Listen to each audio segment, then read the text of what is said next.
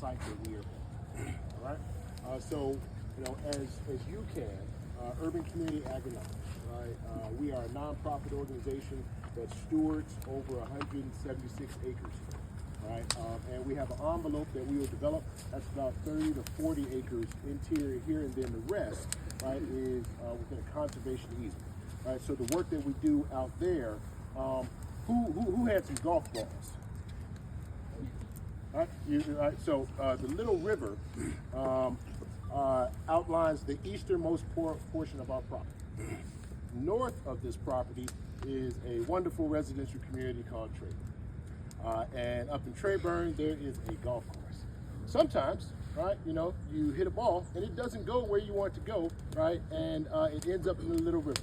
So that is a different task that we do. We'll go out and get inside of the Little River and clean up the golf balls, right? It was on the list.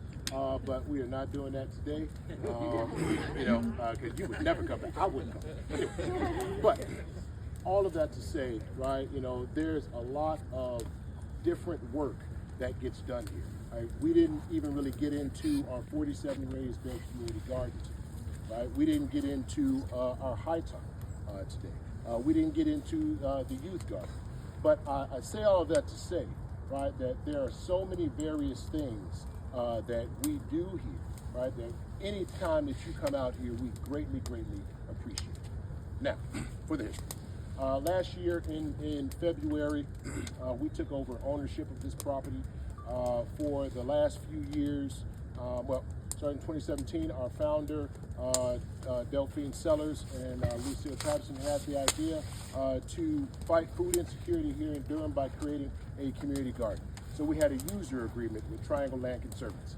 So all of this that you see here was overgrown. Some of the structures that you see here weren't here.